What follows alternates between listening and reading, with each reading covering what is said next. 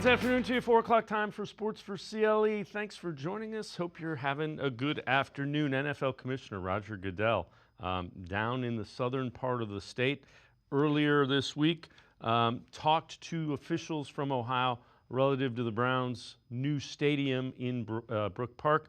Tony Grossi, longtime beat reporter for the Browns, on Roger Goodell meeting with Ohio officials. What'd you make of Goodell? Does that make it seem like this thing needs some help to get through the stadium? No, this is common for him. Okay. He travels to whichever franchise, has a stadium plan in the works and needs to put it over the top. It's more of a positive sign than a negative sign. If I'm the lawmakers in Ohio with him there, I'm demanding a Super Bowl from him. Face to face. Give us some assurance, Commissioner, that should we do this, we have a chance to host the Super Bowl. If that's what the state wants, I assume they would want it. And I know he was non-committal, Goodell, to that question. He's got to be non-committal at this point. Again, the continuation of discussions if Browns build a dome stadium in Brook Park or potentially renovate one on the lakefront. Dan Orlovsky, former NFL quarterback, currently NFL insider for ESPN, talking about what he sees when he looks at Dillon Gabriel. I really liked Gabriel. Gabriel was a guy for me. I remember talking to Field Yates about Dillon Gabriel, maybe like early November, and just sitting there going, sneaky guy that could get into early second round. And I think what, for me, kind of cooled me with Gabriel was the playoff was such like a poor representation of who he was. I felt like it just did not go well, obviously boat raced by Ohio State. And so that calmed me a little bit on Dillon, but he's played a ton of football. He's got a lot of similarities to a player like Tua, not only lefty and whatnot, but the ball distribution, the anticipation, the layering throws over guys. So, Miami, I honestly thought was maybe an interesting place for him in that second or third round, but I don't think Gabriel is a guy that people should overlook. He's a really, really talented thrower. And by all accounts, it seems like Shedor's had a good start. So I think one of those guys has got to be the person that, as Cleveland, in the next couple of months, you go, okay, you got to show me you can't do it. Like, you got to show me that this would be a disaster for us to start you, or we're going to start you and see if we've, again, like the Saints, we got lucky on some stuff. Dillon drafted And 2 rounds. let me say this last real quickly to end. Sorry. I actually always thought Cleveland was a significantly better place for Shedor than Pittsburgh when it came to their scheme. We'll talk plenty of quarterbacks for the Browns coming up in a few minutes with Jack Duffin from the Orange and Brown Report. Todd McShay, ESPN draft analyst, former ESPN draft analyst, now doing his thing with The Ringer, talked about what he sees with Harold Fannin Jr. This is from the McShay Show. Thing I love first, like with Fannin, it's ball skills, right? It's coming in, and I trust him catching the football. 2.3 drop rate, 94th percentile last year, okay? And actually the last 2 years. It's just who he is. He's going to catch the football. He's not the biggest. He's not like huge catch radius in terms of like a 6'6" guy, but he catches everything in his neighborhood. And the second thing is, it's almost like watching, I don't know, it's not a running back, but it's like a little bit like a bigger back who's like in space. It's a smooth and comfortable and a feel. He just has a natural feel that you don't normally see with tight ends, right? With the ball in his hands after the catch. So, and it got proven too when you start looking at going to PFF and some of the numbers. Like, he led all players that were invited to the combine in missed tackles forced on receptions with 34. That's more than Luther Burden. Like, second on the list was Luther Burden. So that tells you like what he can do after the catch. Again, plenty of Browns talk coming up in just a few minutes. All right, Cavs-Pacers series is over. Indiana, the 4 seed, knocks the Cavs out of the playoffs, ends their season. Cavs actually had the early lead in the first quarter, and then the Pacers came back. Aaron Nesmith, the steal, and just going to take it and gets the bucket. 98-94 Pacers with the lead. Donovan Mitchell had himself a night again. Hits the 3 ball. 98-97 Pacers. Andrew Nembhard open for 3 knocks down the three. Pacers by 4. Tyrese Halliburton continue to be a problem. Gets the hoop and the foul. 103-97 Pacers. And Donovan Mitchell wouldn't go down without a fight. Mitchell, long three, made it 106-100. But the Cavs, again, not enough. Nembhard, the basket and the foul. 108-103 Pacers. The final 114-105. Indiana wins the series 4-1. And again, the Cavs are eliminated in the Eastern Conference semifinals. First-year head coach Kenny Atkinson disappointed with the outcome. They were the better team. They deserved it. They played great, so congratulations to Rick and that group during the conference finals. Again, I would just say from the Cavaliers standpoint, I'm going to go positive here in the sense that I do feel like we got better. And from a team aspect, and then we had a lot of individuals make a step. So I just want to make that clear. But the truth of the matter is we didn't get to the level we wanted to get to. So, I'm not, we're not pleased with that, and we're not celebrating the season, if that all makes sense. We got to find a way to match it, and we didn't. We weren't. I think we're built for it. I think the type of athlete we have, we're built for it, but we weren't ready for that. And then the mental part, that we got to get over that. Plenty more Cavs talk. Ethan Sands, Cavs beat reporter of Plain Dealer, cleveland.com, later in the show. Guardians trying to sweep the Milwaukee Brewers over at Progressive Field, an afternoon game.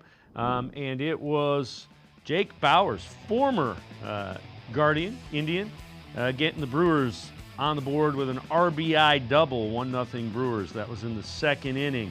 Bottom of the second, Guardians trying to scratch into that lead. Kyle Manzardo hits one far. That one's not coming back. Over the Union home mortgage sign, ties the game up at 1. It was 2-1 Guardians with the lead in the fifth inning, and Sale Frelick brings the Brewers back. A home run to right center, a solo shot, 2-2.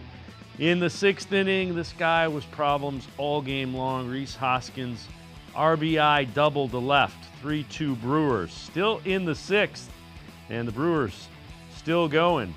This time it's Jake Bauers again, RBI single to make it 4-2. In the seventh inning, Rhys Hoskins up with a man on, and Rhys Hoskins hits one, and it will find the seats. It will be ruled a home run after review, 2-run homer to make it 7-2. Hoskins had 5 runs batted in on the day. In the eighth inning, Jose Ramirez with the score 7-2 hits a 3-run homer, 7-5, but the Brewers hang on to win it 9-5 is the final. Guardians will have the day off tomorrow. Then they will head to Cincinnati for a 3-game series. It'll be Tanner Bybee against Brady Singer Friday in Cincinnati. We're going to step aside, take a quick time out. Other side of the break, Jack Duffin from the Orange and Brown Report. We're talking Browns. We'll be right back. At the Ohio Lottery, we make Keno fun your way. So go on, pick your wager. Will it be $1, $2, $10, or more? Your call. Then it's as easy as picking up to 10 numbers. Use any inspiration you like. You can even tag on the booster for a chance to boost your winnings up to 10 times. Every few minutes across Ohio, 20 out of 80 possible numbers are drawn. And if enough of yours match, you win. Keno is always fun your way.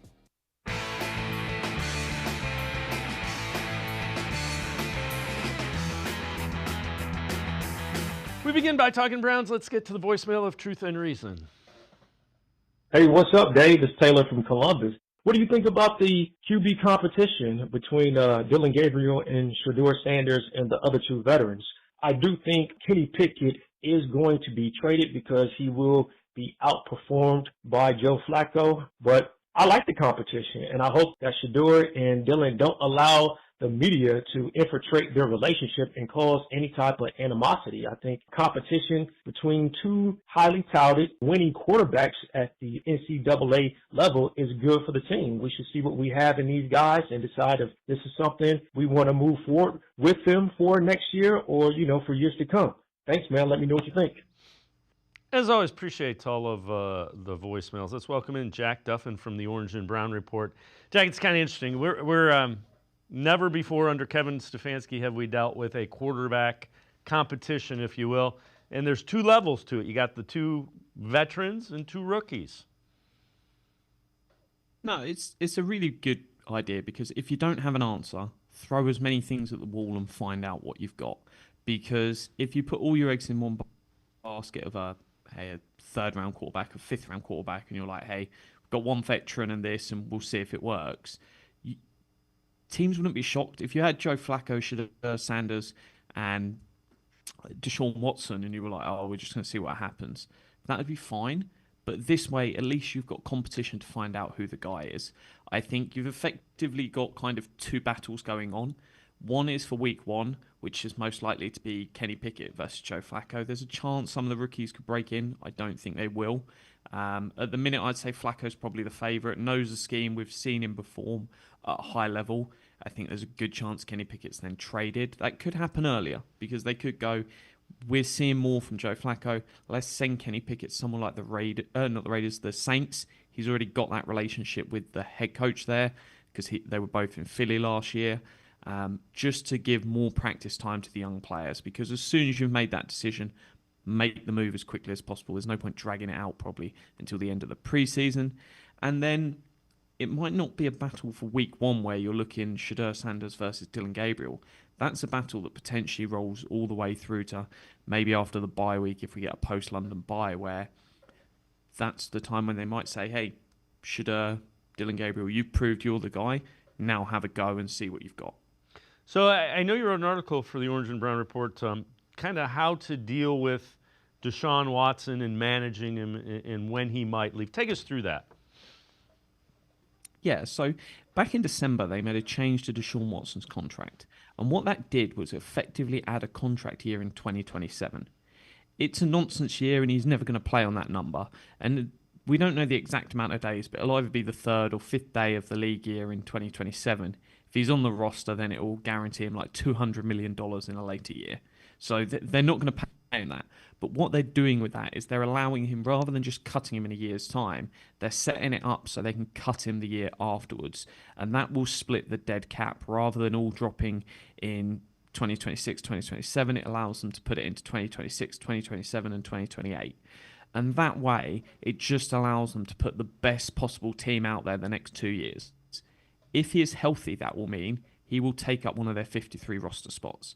What we don't know yet, and they won't have made their decision yet on what Deshaun Watson does. We won't see him in 2025, but what he does in 2026, could it be the third QB in the room and he's a veteran there being a part? And everything we've heard internally has been, hey, the other people on the team speak about him positively. They're not talking about him being a distraction. And people claim, oh, he's going to be a distraction in the locker room. He has $46 million on the line. If he's causing problems, the team can take $46 million away from him. He is not going to be a problem behind the scenes. I don't think anyone's going to have better motivation to be a well-behaved human in the locker room than $46 million. So that's there. The other option is they just go, look, we'll treat the year we've got 52 players on the roster and we'll effectively ostracize him. Either of them routes are perfectly fine, but I would expect he's most likely here another year in 2026. They could get rid of him earlier, but in terms of the cap and spending more money on a better roster, the best route is to keep him for one more year after this year. So Dan Orlovsky, former NFL quarterback, now with ESPN, with how he could see the Browns handling the quarterback situation. I would do everything I can to start either Shedeur Sanders or Dylan Gabriel this year. I would only start Joe Flacco or Kenny, and probably Joe, if, oh my gosh, this is a disaster. And if you're Kevin Stefanski and Andrew Barrow, their head coach and general manager, you go, hey, if one of these two kids starts, we're going to get fired. If it's that bad throughout the preseason. So I think Joe is just there certainly for comfort. The reps, I don't think that, and I saw Kevin, and I know you guys talked about this a little bit yesterday, the reps, like in the offseason, specifically in that spring period, reps really don't matter who you're doing them with. Because, but you know this, you got, the receiver fluctuation of this guy's only going to take 4 reps. This guy's going to take 6 reps. This offensive lineman may not practice today. So like a lot of times coaches are more trying to put you as the quarterback in situations with certain people rather than certain number 1, number 2, number 3 on the board type of thing. So sometimes it's like, hey, I want to see how he performs with the backup offensive line against the starting defensive line, or I want to see how he throws the ball to David Njoku, or I want to see how him and Jerry Jeudy communicate, stuff like that. So that's a huge part of it too, rather than what guy runs out there first, one guy runs out there second. Jack, I'm kind of with you. I don't see one of those rookies being the quarterback week 1. My question would be, how do you sell that to the other 53 guys that are on the roster? You've got to go out and give yourself what you feel is the best chance to win, and the quarterback's going to be a big part of that. I just don't. If you're 1-6 or 1-5, I can see that. I don't see that at the beginning of the year, though. Yeah, and I think we saw it with Russell Wilson. He came in and they'd paid for a veteran there in his rookie year, and he left no doubt that everyone within that Seattle facility knew he needed to be the starter. If either of these two quarterbacks play that well during the preseason, I'm not talking they light up the fourth quarter of a preseason game and it's like, oh, they did really well and they completed every pass. If it's the fourth quarter of a preseason game, they are not ready to start. Just let me start that as a default point because people get really excited about fourth quarters of preseason games. But if one of these guys, and it could be either of them, leave the team and everyone involved in it that no doubt they should be the starter, then you've got to do it. There's no point benching them just for the sake of it and proving a point. But today's scheduled day, so we'll find more out. But the rumours at the moment have Bengals starting, potentially the Ravens week 2, week 4, rumour is the Lions, week 5, the Vikings. You could be looking at a really, really tough 5, and we don't know yet. They've got a choice whether they do the bye week straight after the London game or it goes to later in the season. So there's an option there, but you could be potentially looking at a really tough 5 games. And probably the best thing to do is throw a Joe Flacco into that. Let Joe Flacco show the guys, well, what is preparing for a game? What does this experience look like? Straight after the London game, you get an extra week off, if that's the route they go. Then you bring in whatever the best of these two guys, provided they're ready. That's a much better timeline because if you go out there and one of these guys struggles in the first 3-4 games, people are going to be calling for, hey, I want Flacco or I want this. And it's like, that just puts them in a bad spot. You are better letting the veteran go out there. Even if it's just 2-3 games, let them prove the point and then flip. So an interesting one there to keep an eye on. But you've got the Vikings and that could be the point where they make the change. It's risky, but they are relying on a guy that J.J. McCarthy missed his rookie season. That might be a really slow start there. And they might go, actually, we're going to London. Let's throw a Shedeur Sanders, Dylan Gabriel in there. They've only won one of their first 4 games. That's one just to keep an eye on. Yeah, so you tweeted this out, and it's really interesting relative to the 2 rookie quarterbacks. Data from PFF on them. PFF's adjusted completion percentage. Gabriel was number 1. Sanders was number 2. Turnover-worthy play rate. Gabriel was 6th. And Sanders was tied for 3rd. So those are kind of advanced metrics where you're not just looking at, X attempts, X completions, X yards. What do we hear from Kevin Stefanski all the time? If you're asking about quarterbacks, he bangs on about 2 things. I'll scheme the guys open, you complete the passes, and don't throw the ball to the opposition. And based on those metrics, those 2 quarterbacks definitely tick the box for Kevin Stefanski. So interesting to see how they do, but they've given Kevin Stefanski his guys. It's now on Kevin Stefanski to prove it. And at the same time, most quarterbacks taken outside of that first round, even outside the sort of the top half of the first round, don't tend to succeed. So if these 2 guys don't work out, we've got probably 1 or 2 top 8 picks next year, they can go and find the guy next year. So before we go to break, we found out earlier this week Jeremiah Owusu-Koramoah out for all of 2025, physically unable to perform. Do we know any details on what that does with his contract relative to salary cap yet, or is that to come? And yeah, so it'll make no change to his current contract because he's guaranteed the money he's set to earn. In terms of his earnings and what he's set to earn this season, I'll just pull up the exact number. JOK is due to make $5.25 million in cash, so it's one that they might get some insurance money back, but it's probably going to be minor in the grand scheme of it. We don't know fully what's insured there. I've got a feeling it won't be the option bonuses, so probably minor of anything they'll get back. But we'll find that out in a year's time. So March next year, they'll do an update to his contract if they got any insurance money back. Jack Duffin from the Orange and Brown Report. Now I'm going to step aside, take a quick time out. Other side of the break, we'll turn our attention to the tight ends and wide receivers. Sports4CLE. Be right back. Stay with us. Come back to go forward. Back to learning new things. Back to pursuing your dreams. TRIC has flexible learning options to fit your life. And every year, more than 1,000 local companies provide TRIC students with real-world learning. The right education can boost your lifetime earning power by hundreds of thousands of dollars. Start now with a college education you can afford. TRIC, where futures begin.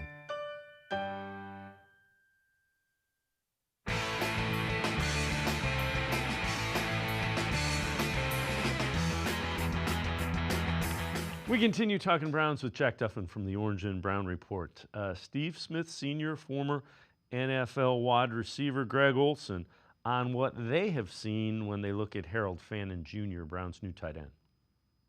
You can't teach tall, big, and fast, right? Like, you don't catch 117 balls if you can't play. I mean, he's downfield, he's long, he's big. I mean, you could see physical. Yeah. I mean, he looks like he looks like a wide receiver.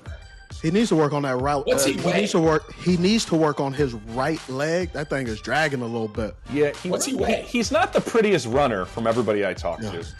He weighs 241, 6'3", 229. No, he does not. Boy, he ain't 6'3", 241. 6'3", 241. That's my roster said in junior college I was 6'1", so you can't always believe what you read. No, Steve, his combine numbers are 6'3", 241. Look at that right leg. Look. Yeah, look. He looks like a converted wide receiver to me. But I mean, he's catching the ball with his hands. He can run after the catch.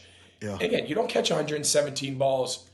It doesn't matter to me that he played at Bowling Green. I think we've seen really good players come from smaller schools. I agree. And Jack, Fannin might be a guy that we're overlooking a little bit just because we focus in on the wide receivers.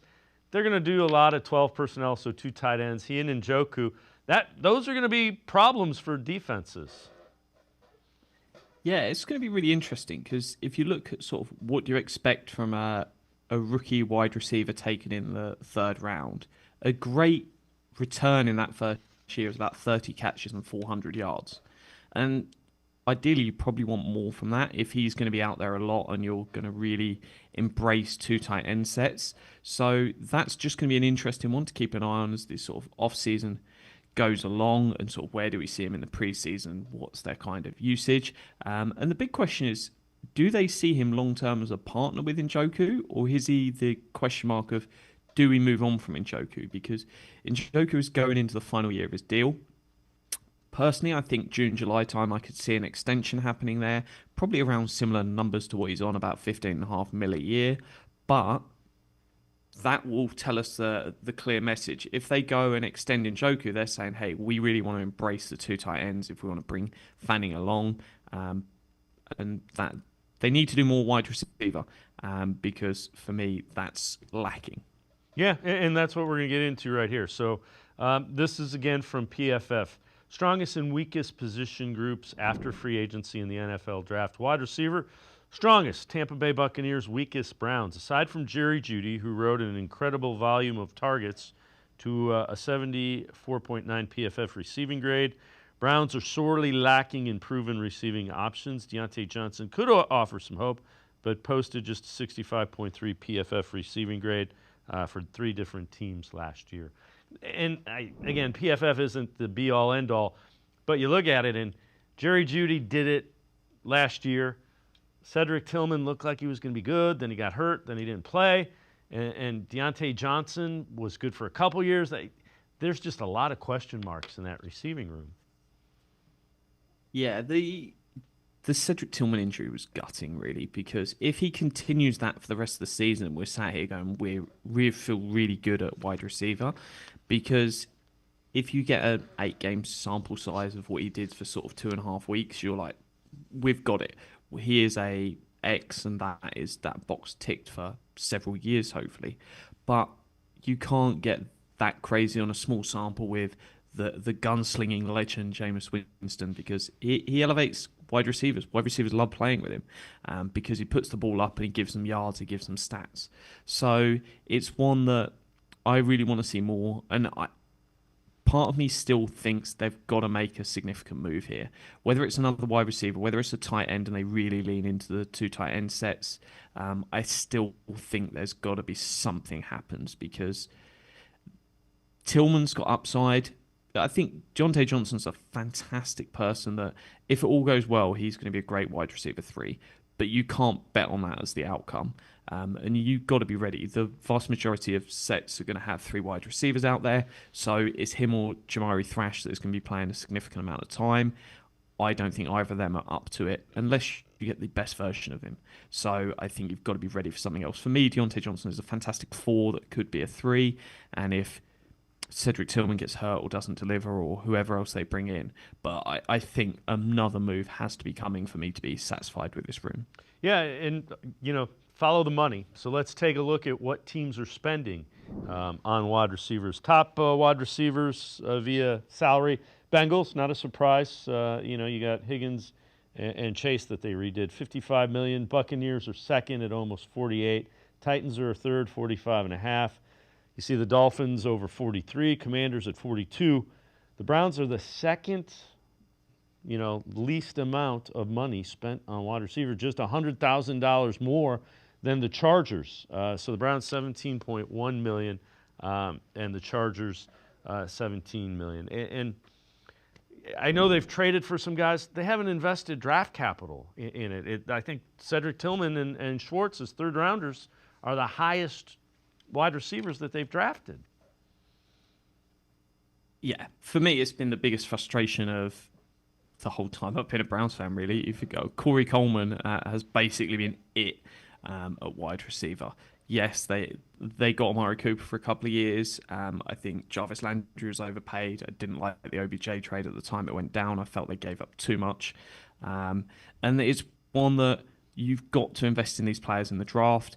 I'd much rather take a Luther Burden or someone at 33 and really invest in a position that is known to give high value returns, and a running back and a linebacker just do not move the needle in the modern NFL. I think both will be good players, so it's relief I'm not sat there going, why did they draft that guy? It's more, why did they draft that position? So that's one to keep an eye on. But the challenge is, last year, about $45 million they spent on wide receiver talent across their 6 starters. They've got $16 million invested in Jerry Jeudy in cash. That might go up a little bit more, but I will be shocked if we go into the season and they've done nothing else at wide receiver and tight end. I think that'll be negligent in terms of building a roster and also giving your young quarterbacks the best chance to succeed. If the offensive line's back to being good, if you've got a running game, that helps. But they're going to be judged on what they do passing the ball, and you've got to give them more weapons. Njoku, Jeudy is a great start. They need 2 more in there.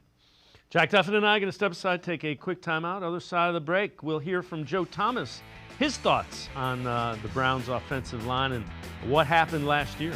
Sports4CLE, be right back. Stay with us. At the Ohio Lottery, we make Keno fun your way. So go on, pick your wager. Will it be $1, $2, 10, or more? Your call. Then it's as easy as picking up to 10 numbers. Use any inspiration you like. You can even tag on the booster for a chance to boost your winnings up to 10 times. Every few minutes across Ohio, 20 out of 80 possible numbers are drawn. And if enough of yours match, you win. Keno is always fun your way.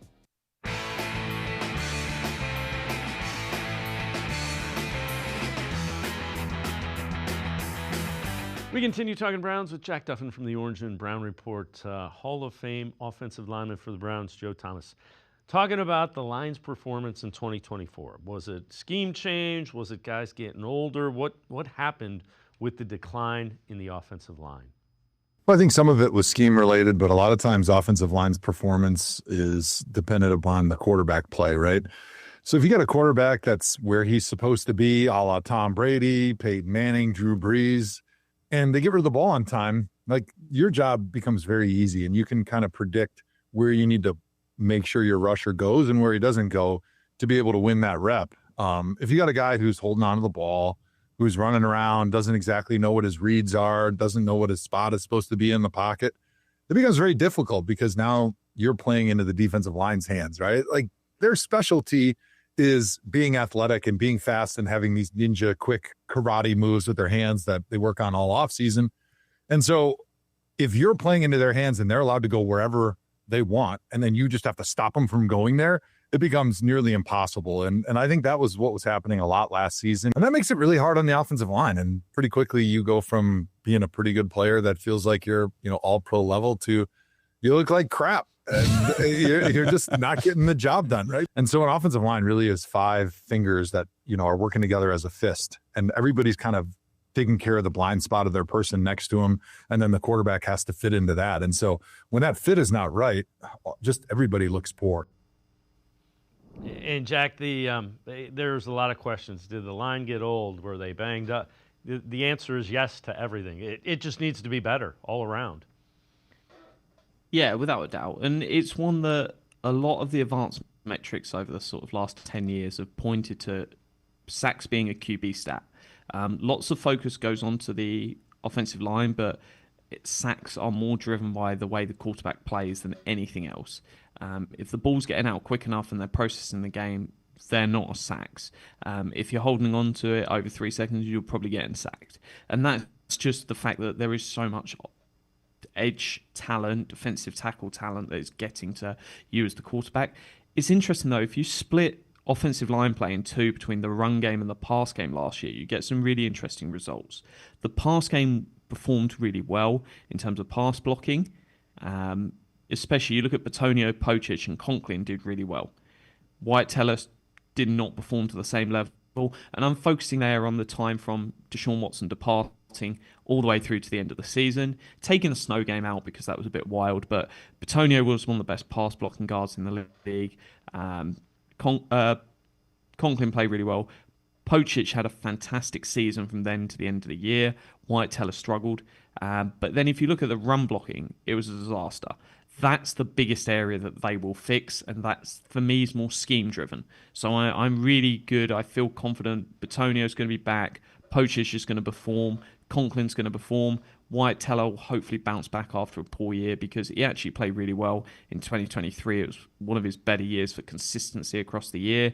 It's just, can they fix left tackle? And I'm hopeful. Dawn Jones can hopefully do it. If not, Lucas has been a player I've championed for about 5 years to sign. He is up there with some of the best swing tackles for me in the league, so I'm happy he's part of the Cleveland Browns. So I know you wrote an article about what to expect from rookies in 2025, the draft picks. Take us through that and kind of what's realistic. Yeah, so I touched on a bit of Harold Fanning, and I like to do this exercise every single year of going, let's ignore the names because people get really, really excited post-draft. And it's like, well, what are you expecting to get from a player that you've gone and picked? Because it's important to set, well, what's great look like for someone in year one, not going, hey, we're going to get all these points from them and everything else. So if we look at Mason Graham, a great return's going to be, in playing about 600 snaps, getting sort of 8 to 10% pressure rate on the quarterback, and that's a really solid year for him of what you're getting year one. If we're looking at Jenkins, because, hey, fantasy football people love it. A prediction for what you might look for him is 180 rushes, 900 yards, 5 yards per carry, and 5 touchdowns. That'd be a really, really nice return from 1 year. So it's one of, you're going to get different things from different players, but it's one that don't expect the world. And I think the key one for people to set expectations for is Fanning. If you're looking at 30 catches and 400 yards from a good return from a tight end, that sets expectations, because I think people are going to be sat there going, let's have 80 catches and near enough 800 yards. He could do that. I'm not saying he can't, but that would be a phenomenal and a historic return from a third-round tight end in a rookie season. And don't get too beaten up for what a player does in his first year, because there'll be players that don't perform to a really, really high level in year one. They've still got 3 more years on a rookie deal. As long as they showed something in year one, they can build on it and improve. So you also wrote an article about kind of building a high-quality roster. When you look at the Browns, what are some of the approaches, and how far off are they? When you look at this roster, what do you see? Yeah, so the theory of the article was, where do starters come from in the league? And they generally come from the first 2 rounds of the NFL draft.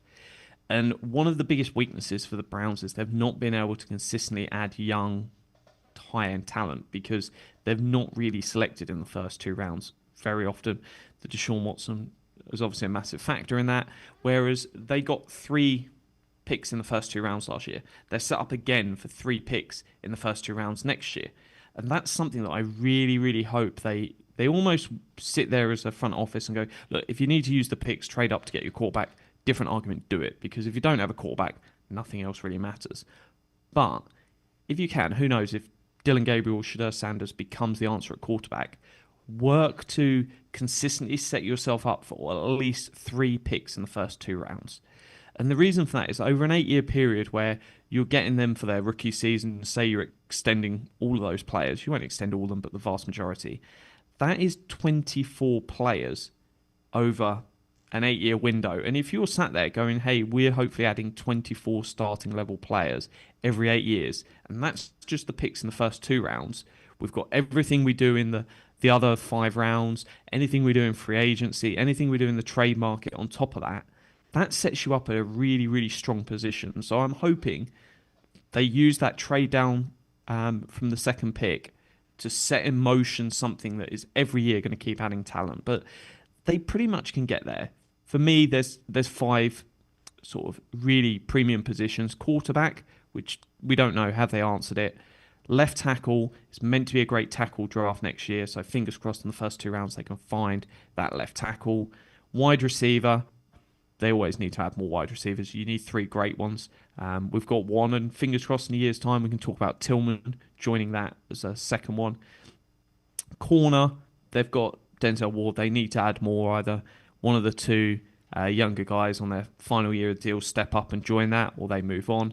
And edge, fingers crossed they're there with Myles Garrett, and if someone else can come along and join that party, Isaiah McGuire's close, that puts them in a really, really strong position. Defensive tackle's kind of the one that Hall and Graham should be an elite combo that joins that group. So they're not too far off. And the rest of the stuff, like they'll turn over the offensive line. You can find good enough in free agency as a 1-year sticking plaster. So lots of these other spots, you can find enough that it's not going to hurt you if the premium 5 positions are delivering. So fingers crossed, find the quarterback, keep adding cheap young talent in the first 2 rounds. Jack Duffin, as always, great stuff. Appreciate the time and the insight. Thanks very much, Jack. Thanks a lot. Jack Duffin, make sure you check him out. Always really insightful stuff for the Orange and Brown Report. Also, follow him on Twitter. Always really good stuff. We're going to step aside, take a quick time out. We continue talking Browns. Jake Burns from BrownsFilmBreakdown.com. We'll take a look at some of the new safeties the Browns have added. Sports4CLE, be right back. Stay with us. Come back to go forward. Back to learning new things. Back to pursuing your dreams. TRIC has flexible learning options to fit your life. And every year, more than 1,000 local companies provide TRIC students with real-world learning. The right education can boost your lifetime earning power by hundreds of thousands of dollars. Start now with a college education you can afford. Tri-C, where futures begin.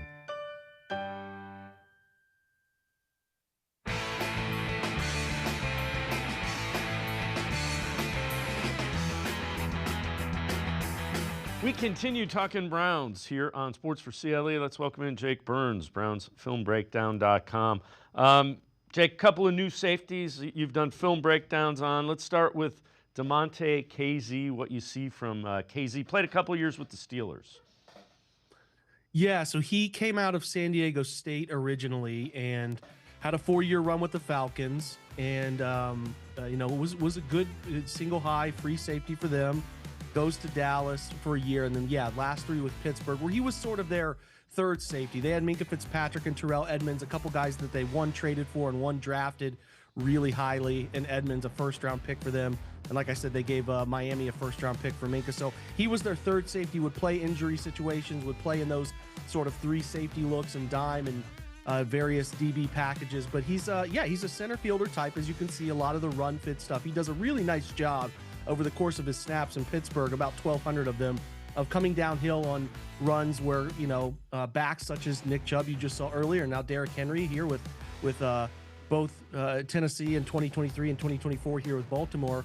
When they get through the first level to the second level, you're the last line of defense, got to get those guys on the ground, and I think he's pretty good at it. So they obviously like Ronnie Hickman. They're going to continue to give him a chance to earn a second contract and be the guy in center field, but they needed a backup center fielder type in Kazee who can come downhill, who can fit the run, and who can play in 2 high safety looks, play a deep half or a deep quarter, and then play in the single high center field looks of cover 1 and cover 3. And he's a nice depth piece who's very specifically strong at the back half portions of the field and coming downhill, like I said, taking proper angles, making tackles, and then being where he's supposed to be in the passing game. So I like him. I think it's a good fit from a depth perspective. He did have that, if you recall, issue a few years back where I think it was at the end of the 23 season, and I wouldn't expect everybody to remember this, but there was a really nasty Week 14 open field hit on a ball thrown over the middle, as you're seeing him make some breaks on the football there, to Michael Pittman with the Colts. It was one of the nastier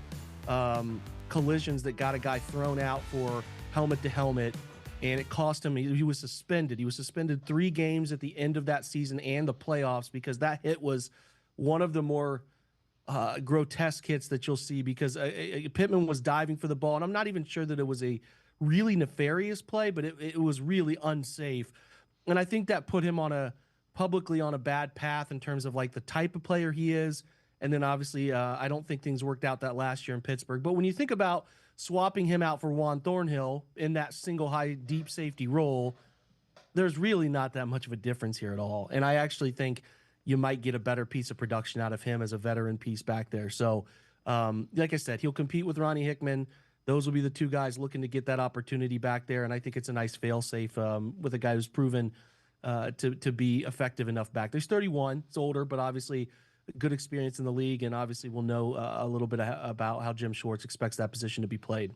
Another guy that, again, a veteran, Rayshawn Jenkins. What do you see from Jenkins? What different type of safety than Kazee? Yeah, I think Grant Delpit mold. So more of a box safety who likes to get downhills. You see him blow up that run play. You can't go after Rayshawn Jenkins cheaply. He will make you pay for it. But yeah, he's going to be down in the box a little bit more, whether that's, again, as a third safety in pass downs, where he's in the box as a pseudo linebacker. Trying to think of a recent guy who did a bit more of this, maybe before. Ronnie Harrison is a guy who did that a few years back for the Browns.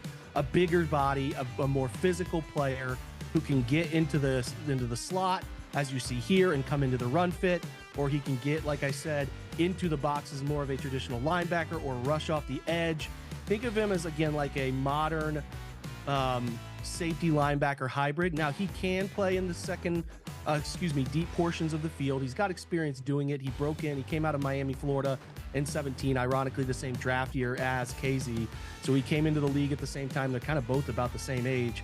He went, I think he was with the San Diego Chargers, then they went to LA, obviously, and ran that contract to his rookie year, and then got signed to a nice deal with the Jaguars, where he was a nice piece of their defense for a few years, and then obviously landed in Seattle last year. So listen, age is catching up with him a little bit. I don't think you want him in pass coverage a ton. I think the quickness has kind of fell off a bit as you see some of the coverage deficiencies and open field tackling stuff he struggled with. of late, and you don't want him to play a ton, as you see here in the back half of the defense where George Kittle kind of puts him in a blender for a touchdown. So to me, a guy that shouldn't be playing a ton, maybe 300 snaps or so in very specific situations. I want him playing more forward, approaching the line of scrimmage. And what I mean by that are maybe rundowns where, hey, we don't want to be vulnerable to too many linebackers on the field here, but we also recognize they could run the football a little bit, or they have a quarterback who's elusive and they're going to use as a +1 in the run game. So let's get him on the field in a linebacker role. Let's have him play run fits. Let's have him play toward the line of scrimmage. I think if you get him playing too far away in that deeper safety role, I think you start to really put yourself at a risk. But I understand the desire here for a veteran, closer to the box type of guy who can do a little bit of what Grant Delpit does. Now, what makes Grant Delpit special is he's certainly far from a liability in coverage and can man up and play tight ends and do all that stuff that makes Grant unique, right? But I think you're getting a cheaper version of that player, not as well-rounded, but he can certainly handle the stuff closer to the line of scrimmage and handle the box safety role stuff, which is, again, if you were to say Grant goes down a couple weeks or something of that sort, they didn't really have anybody that made a bunch of sense there. So I think that is I think they've done a nice job. Listen, there were bigger names on the market, kind of floating out there that could have maybe filled both roles. Justin Simmons, some of the others that were out there that could have been maybe bigger names. But with how they're trying to navigate the cap, we know they're trying to navigate being competitive this year and also keep some of their rollover cap opportunities in place and keep the fiscal stuff in line so that if they get the quarterback they want that they think is going to really take them to the promised land, maybe that's a drafted guy next year, whatever.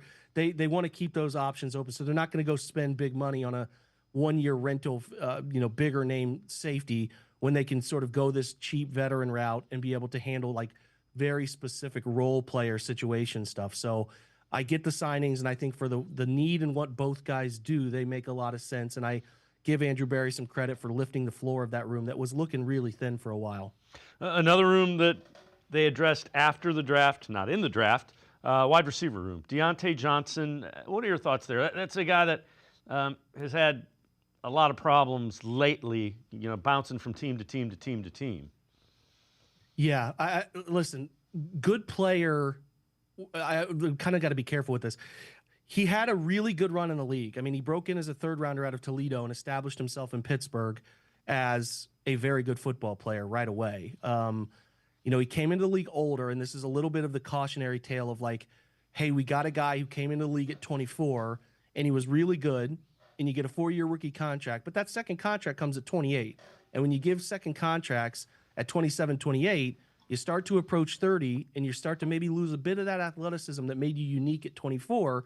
And then that's where it's a little tricky to navigate the second contract. Whereas you draft a guy who's 21, second contract comes at 24, 25, you can see why teams are certainly, hey, let's draft younger when we can. Now, you want good football players, so you never really mind taking a guy in the third round that produces like that. But that's the situation here.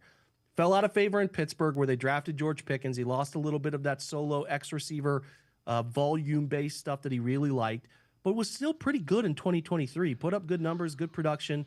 It felt like Pittsburgh wanted to take that a different direction with Pickens in 24. Ironically, now they have done that same thing with Pickens going to Dallas in 25. But I think what I noticed about the tape specifically is that he can still get it done. He is a very nuanced route runner, understands the little intricacies that it takes to get open, whether it's an in-breaker or an out-breaker or a double move. He was creating separation. Now, early season, Carolina, we can all agree, Bryce Young not playing well. It was a really rough offense. He was better when Andy Dalton got in there and he produced, but then Andy kind of had a little slump and they brought Bryce back. But by that time, the frustrations of his situation became overwhelming. And I think that at the same time, Carolina knew that they could get something for him and shipped him to Baltimore.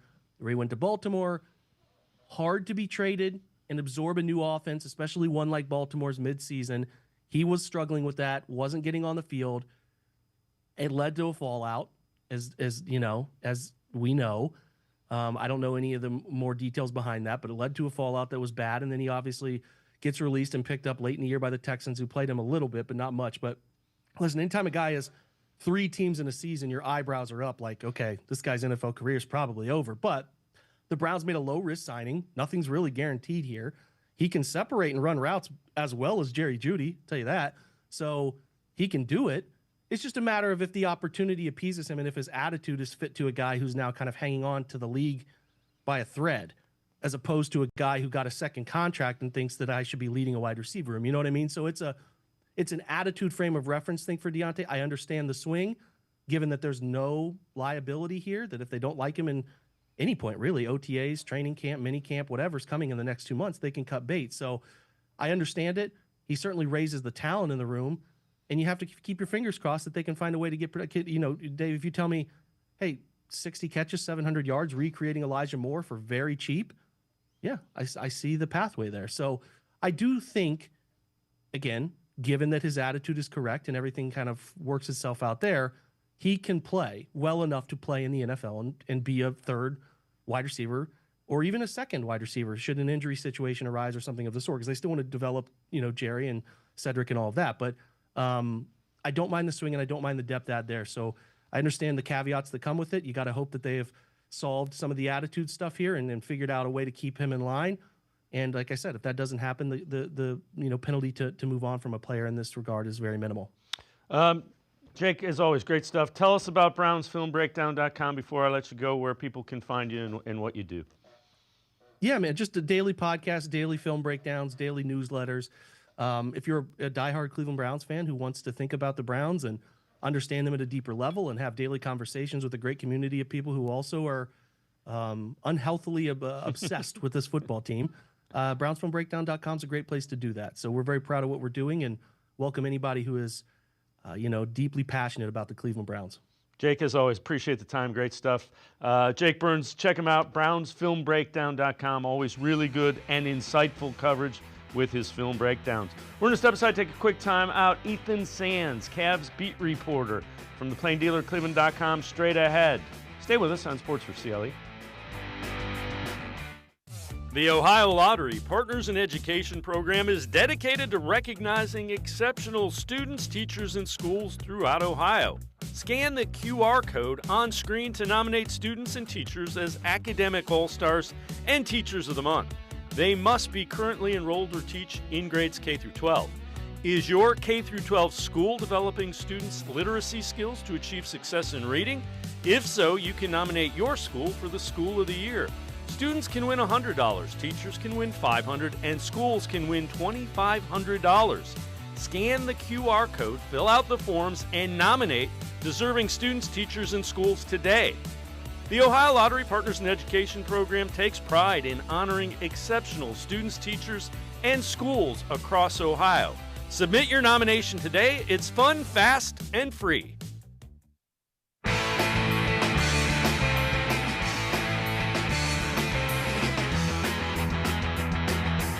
We turn our attention to the Cavs, eliminated from the playoffs last night by the Indiana Pacers. Let's head to the voicemail of Truth and Reason. Hi, this is Rico. I'm so disappointed in this team, the Cavaliers. This core has folded and lost 4-1 in every series that the other team can match them and be physical with them. I'm sorry, but I think this core has to be shaken up. I'm not being dramatic. I'm not being knee-jerk. This is the third consecutive playoff failure with this core four. How many times do you need to see that this core cannot get it done in the playoffs?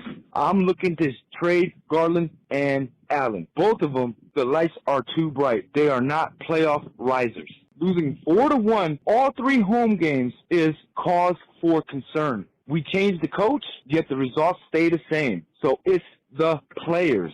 That's all I got to say. Thank you. Have a nice day. As always, appreciate all of the voicemails. Let's welcome in Ethan Sands, cleveland.com. Ethan, it's going to be a challenge because the rules change to constrict teams who have luxury tax to make moves. So that it's the second apron, and we won't dive into that. Changing even the core four is going to be a challenge for Kobe Altman. 100%. It's a difficult conversation, and obviously the money portion of it is one part, but there's also the understanding that even when Kenny Atkinson and the organization had to go away from Georges Niang and Karis LeVert in the middle of the season, that that was a hard decision that was made as well, right? So I think it's understanding that there are different nuances that this team has to evaluate, not only the core, but the surrounding pieces. There are some players that are on expiring contracts, whether or not they'll decide to bring those players back, where they'll go for a sign-in trade, all these different things. It's going to be an interesting summer. And I do want to say for the fans of Voice of Reason, there is reason for you to be upset. And I think this Cavs organization understands it. Even Dan Gilbert took to social media the other day to understand and voice that he understands the frustration from the fans and that they will do everything in their power this summer to make the changes necessary to elevate them to where they want to be. Well, and absolutely, disappointed, frustrated, get it. After the game, Donovan Mitchell, who averaged better than 30 points a game in the series, was frustrated as well. Here's Donovan Mitchell. Just couldn't believe it. Didn't want to believe it. Don't want to believe it. Still don't want to believe it. It's tough. It's tough to win this league. Give them credit. We didn't do the things necessary. I love playing in that arena, man. Like, that energy, that crowd. We're 0-3 at home. Let the city down, man. This place is special. This place is really special. And we didn't get it done, Chris. I guess, especially at home. That's what hurts, Yeah.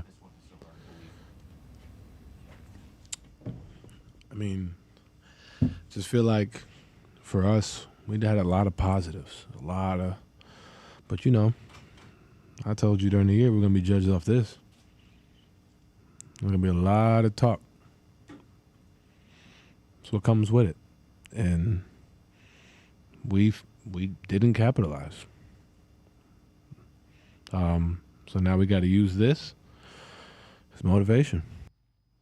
So Ethan, I know you wrote about the regular season and kind of the off season. Take us through that and what they're looking at, what they're thinking right now.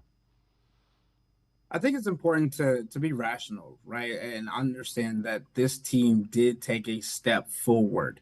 It might not have been necessarily a successful season because the end goal was to get to the Eastern Conference Finals, NBA Finals, and people in this organization, players, coaches, and higher-ups, were all talking about the championship this year. So it is still a failure of a season, and they're going to act as such, right? And I think this Indiana Pacers team and series itself is so crucial to wake this team up a little bit to what is necessary, what is needed for them to be a better team. Obviously, we know that this Cavs team throughout the entire season was one of the best three-point shooting teams throughout the league. And yet in the playoffs, in this Eastern Conference semifinals, they were abysmal. And not just from three-point range, but from field goal as well.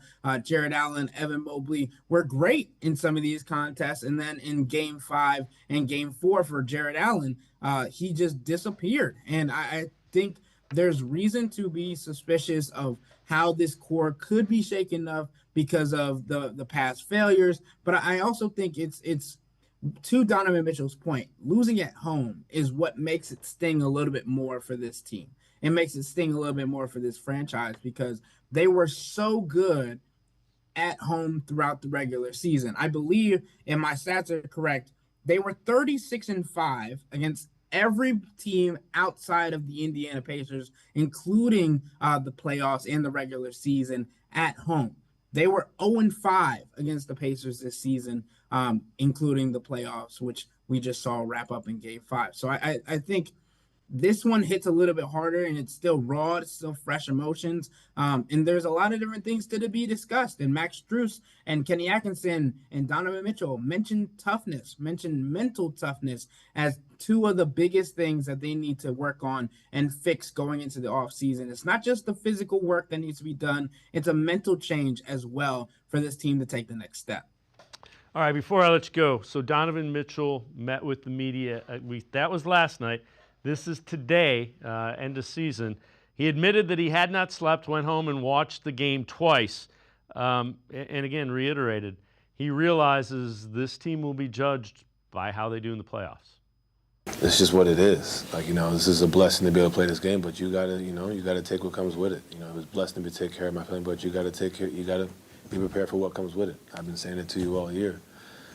64 wins is cool. We only won, 5 games in the playoffs? Like, you know what I mean? So,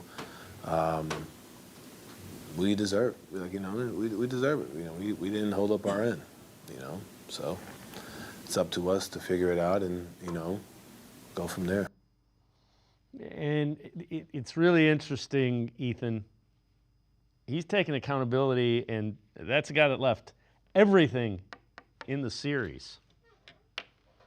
Yeah, I mean, he's known for that in the locker room, and he mentioned that even in his press conference, talking about how some of the players don't like that he does that all the time because they understand that it's the team sport. Max Strus, even in his exit interview, mentioned that he shouldn't be doing that because he gave everything, dealing with the calf injury, still dealing with the ankle injury that plagued him in the final 4 games of the regular season, right? But I think that's the superstar that Donovan Mitchell is. The expectation is for him. And he realizes that the legacy, it's tied to him because he still hasn't gotten out of the second round. And he was supposed to be the bigger piece to take this team to the next level. And I think there's also an understanding that comes with that. And he mentioned it in his press conference that Evan Mobley is the reason that he has been so confident that this team is different from the number 1 team, Utah team that he was on a few years ago that had a similar fate.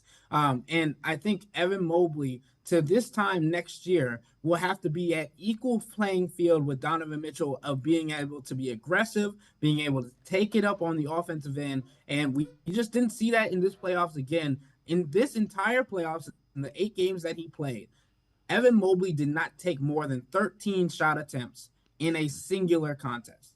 And as a guy that is supposed to be stepping up to the stage, stepping up as an offensive contributor, obviously he was great defensively. He was one of the biggest pieces of Game 3. He was amazing, but you need that consistently. And I think that's the next step for Evan Mobley. And he's seemed extremely determined in his exit interview to go into this offseason and enhance his game even further than it already was this year. First-time All-Star, Defensive Player of the Year, but he knows that there is still another level to be tapped into. Evan Mobley's 23 years old. Donovan Mitchell knows that the key to getting to where they want to go is through Evan, and Donovan is going to keep pushing them to get him to that level, and he's going to be right there beside him as long as he needs to be.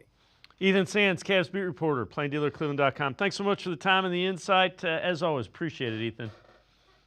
Thanks for having me. Ethan Sands, make sure you check him out. Always really good Cavs coverage. He is the Cavs beat reporter for the Plain Dealer and cleveland.com. It's going to do it for this edition of Sports for CLE. We will see you back here tomorrow at 4 o'clock.